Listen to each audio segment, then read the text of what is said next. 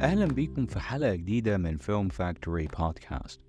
موضوع الحلقة دي أنا متأخرت شوية عليه. أنا عارف إن أنا كان المفروض إن أنا أتكلم عنه بدري شوية، ولكن حبيت إن أنا أخد وقت في إني أعرف أكتر وأفهم أكتر عن موضوع الحلقة اللي أنا جاي أكلمكم عشانه، وخدت وقت أطول في يعني إن أنا أم، أشوف قصة الموضوع بشكل أعمق.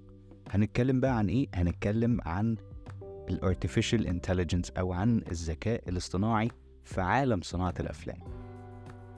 طيب الموضوع قد يكون مريب شوية، ولكن خلونا بقى نفهم الحكاية دي كده. حكاية الذكاء الاصطناعي في السينما ده ايه القصة بتاعته؟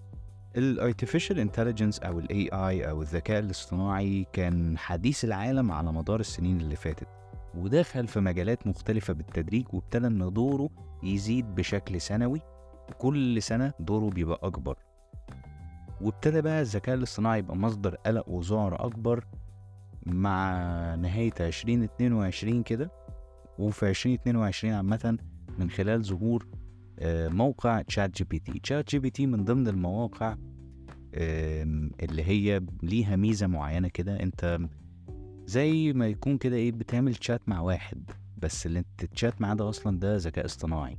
بتتكلم معاه في اي حاجة، تطلب منه اي حاجة، تسأله اي حاجة هيجاوبك على طول.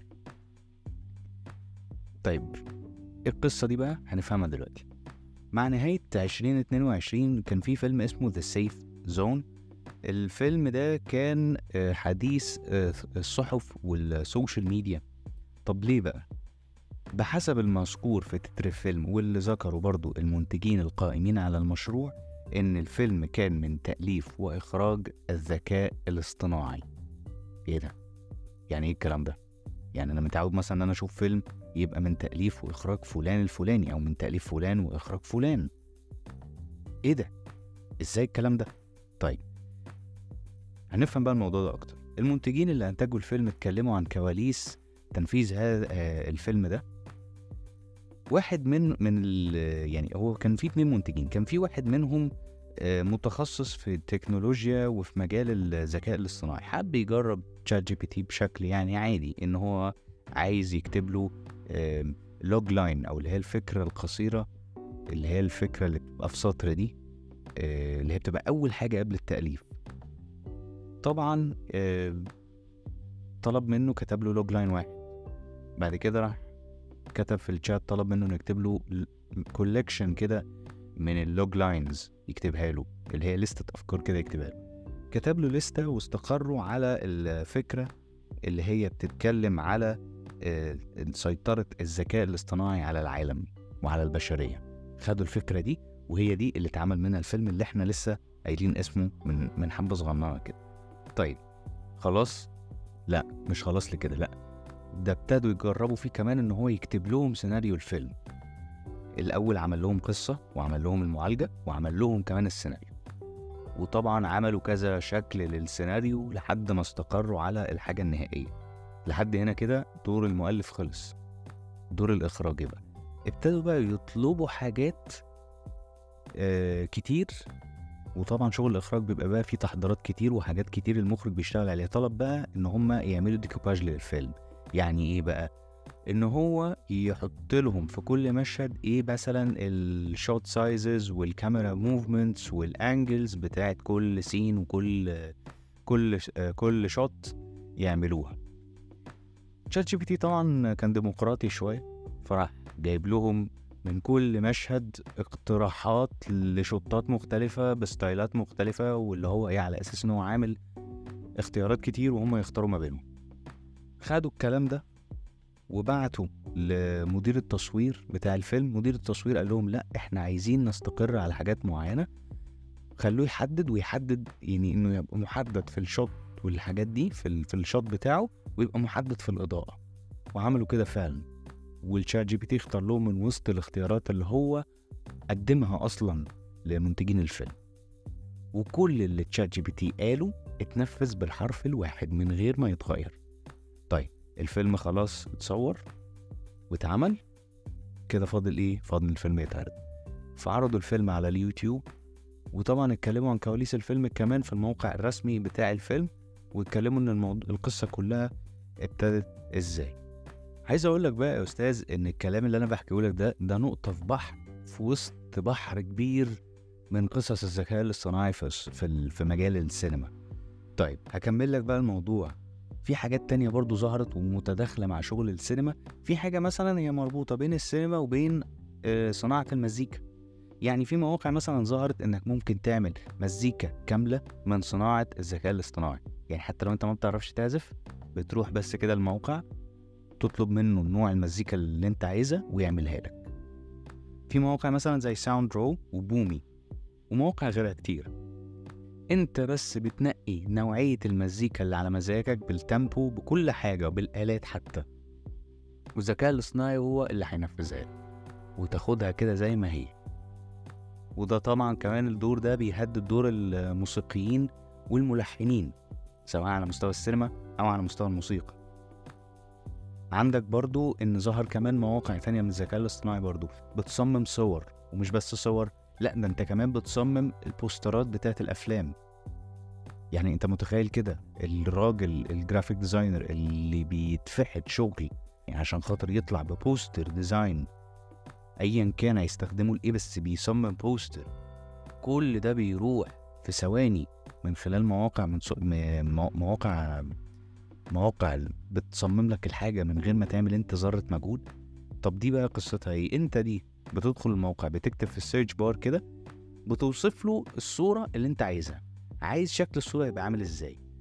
ال AI بقى هيعملها لك في ظرف دقايق صغننة، هيطلع لك بالوصف اللي انت عايزه بالظبط. وفي مواقع متخصصة في صناعة بوسترات الأفلام بالمناسبة، وطبعا دي مواقع كتير جدا. يعني انت لو كتبت كده في جوجل Artificial Intelligence Poster او لا اكتبها AI Picture Image Generator او AI Movie Poster Generator، هتلاقي مواقع كتير متخصصة في الحاجات دي. وادخل وجرب الكلام اللي انا بقوله لك ده، انت هتكتشف ان في فعلا حاجة مرعبة مرعبة فعلا. وفي كمان ان انت ممكن تستخدم المواقع الايمج جنريتورز او المواقع اللي هي يعني بتعمل صور من خلال الذكاء الاصطناعي، انه ممكن انه هو يعمل لك صور، او ممكن انت تطلب يعمل لك صور او صور تناسب الستوري بويد، او يخليه يعمل لك ستوري بويد كمان. اللي هو الستوري بويد ده اللي هو انت مش لازم تبقى بيكاسو او فان جوخ عشان خاطر ترسم لك ستوري بويد اصلا. يعني الموضوع فعلا مخيف شوية. طب الكلام ده اللي انا بحكيه عامة هو عامل حالة من الذعر على مستوى العالم، لان الحكايات دي كفيلة انها تلغي وجود العمالة البشرية بنسبة كبيرة. لان دايما قصة الذكاء الاصطناعي بتدور حوالين ايه؟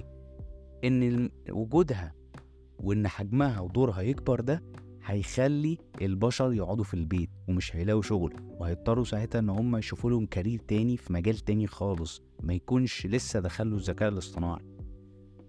طب ايه الحلول الممكنة عشان خاطر ان الذكاء الاصطناعي ما يوصلش لدرجة الهيمنة او السيطرة؟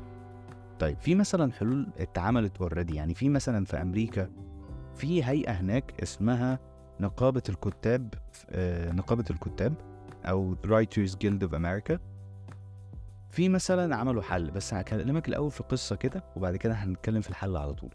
في خبر انتشر من مجلة فرايتي بحسب مصادرهم جوه النقابة، ان النقابة بتستخدم ال AI chat bots او مواقع الشات بتاعت ال AI اللي هي زي chat GPT وما يشابه ليها، عشان خاطر ان هم يطلعوا بافكار ويكتبوا افلام ومسلسلات. وطبعا مع انتشار الخبر ده النقابة ردت في بيان اكدوا انه فعلا بيعملوا ده، وده السبب ان هم شايفين ان ده انسب حل يقدروا انهم يقضوا على الذكاء الاصطناعي. وعملوا حاجة كمان، عملوا قانون كده او لائحة كده بتنص على موضوع استخدامات الذكاء الاصطناعي، ان انت مش عيب ان انت ممكن تستخدم الذكاء الاصطناعي انك تطلب منه يجيب لك قصة فيلم او قصة مسلسل، ولو حتى خليته هو اللي يكتب لك السيناريو كله، المجهود هيتنسب لمين؟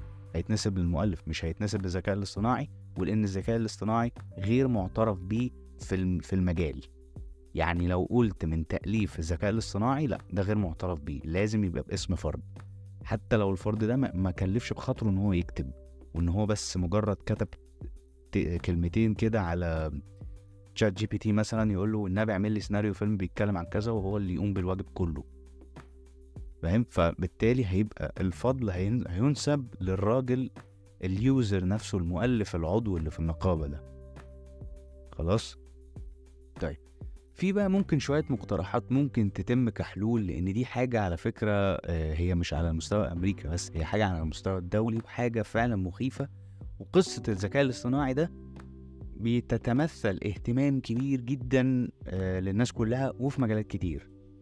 طيب، في ممكن مثلا الاقتراحات، طبعا لو حد عنده كمان اقتراحات ممكن يضيفها، أنا ما عنديش مانع إن أنا أسمعها أكيد. طيب، الاقتراحات إن إحنا الذكاء الاصطناعي ده بلاش نتعامل إن هو هيبقى حاجة هتسيطر علينا. طب إزاي؟ يعني إنه ممكن في بطرق، وده بإيدينا إحنا كبشر، إن إحنا نقدر نخلي الذكاء الاصطناعي ده يبقى حاجة كده نحطها تحت رجلينا، مش حاجة نخاف منها ونحطها فوق راسنا. طب إزاي دي؟ طب إزاي الكلام ده؟ دي ممكن تبقى مصدر بتستعين بيه لأشياء، لكن ما نخليهوش إن هو يسيطر، إن هو اللي يعمل كل حاجة. يعني مثلا إيه؟ مش أنت بتعمل ريسيرش مثلا؟ مش أنت بتجيب المعلومات منين؟ مش بتجيبها مثلا من مواقع ومن مصادر أبحاث وحاجات زي كده؟ ممكن مثلا تسأل شات جي بي تي، بما ان عنده فيتشر المعلومات دي، ولان المعلومات اللي الذكاء الاصطناعي بيجيبها لك مش بيجيبها من دماغه، هو بيجيبها بناء على مصادر برضه. طيب، فانت ممكن تتعامل معاه على انه مصدر. فايا كان الغرض او المرحله اللي انت بتستخدم فيها الذكاء الاصطناعي، انت ممكن تخليه يبقى مصدر عادي جدا او حاجه فرعيه. يعني زي ما قلت، مش لازم تخليه حاجه اساسيه، مش لازم تخليه ان هو اللي يعمل لك كل حاجه. انت تقدر برضه تعمل كل حاجه، بس تخلي الذكاء الاصطناعي ده على جنب. وفي حل تاني، يعني بس الحل التاني ان انا هقول لك اتجنبه وهمشه، دي هتبقى صعبة جدا، لانه هيجي وقت بعد كده الذكاء الاصطناعي ده من تطوره هيبقى ليه دور مهم. فممكن يتعمل حاجات من دلوقتي يبقى فيه كنترول شوية على الموضوع. والموضوع ده مش بس منك انت كفرد، الموضوع ده كمان يعود للناس اللي كانت سبب في ابتكار الحاجات دي النهاردة. الناس اللي عاملة الحاجات بتاعت الشات بوتس، واللي عاملين عامة الحاجات اللي بتشتغل بالذكاء الاصطناعي، هم اللي بإيديهم ان هم يحلوا الموضوع، وهم اللي بإيديهم ان هم يقدروا يبقوا ليهم مساهمة اكبر في السيطرة على الذكاء الاصطناعي ده، تجنبا للتفاقم بتاعه، وان هو ياخد مكان البشر بشكل عام يعني. طيب، هل في تطورات بتحصل بالنسبة للذكاء الاصطناعي؟ هو طبعا ده بيحصل، عشان كده بقول ان هو لازم يتسيطر عليه. كل اسبوع بيظهر جديد على الذكاء الاصطناعي، اللي بقى باب كتير ان الشركات تنافس بعضها عليه، زي جوجل وبينج مثلا. وان في تطورات هتخلي الذكاء الاصطناعي اقوى من حيث الاصدارات. يعني مثلا في شات جي بي تي 4 في مرحلة الاختبارات، وتقريبا هيبقى متاح للعامة يعني قريب. لو ما كانش مثلا في 2023 ممكن هيبقى في السنة اللي بعدها على طول، حسب التوقيت. وعلى اساس برضو الحلقة كمان، يعني اللي انا بتكلم فيه ده قبل نزول شات جي بي تي 4 بشكل رسمي، هو بس معمول دلوقتي كنسخة تجريبية عشان بيطوروا فيه. طيب، هل بقى التطور ده هيوصلنا لحاجة اكبر، او التطور اللي ممكن يحصل الفترة الجاية هيبقى تطور عادي، ولا ممكن يبقى تطور كبير؟ دي حاجة احنا مش عارفينها، ودي حاجة كمان في علم الغيب. بنتمنى طبعا ان يكون في حل مناسب في هذا الموضوع، وبنتمنى برضو يعني انه ما نوصلش للليفل في يوم من الايام ان المجال ده كله يبقى ملك الذكاء الاصطناعي، ويبقى مجرد العمالة البشرية لو فيه تبقى مجرد عمالة تنفيذية اللي عندها حتة انها تفكر او تعبر. احنا ما نتمناش ان نوصل للليفل ده، ما نتمناش لأي حاجة وحشة عامة، بس بنتمنى ان نلاقي حلول، وحلول فعالة، وبس كده.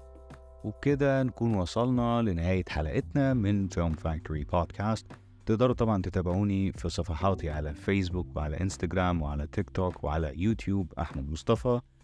بالمناسبة مصادر الحلقة هتلاقوها موجودة، اللينكس بتاعتها موجودة في الديسكريبشن، وموجود كمان اللينك بتاع الفيلم القصير اللي اتكلمت عنه اللي كان من صنع الذكاء الاصطناعي، عشان خاطر تتعمقوا وتشوفوا المواضيع دي باستفاضة أكتر شوية.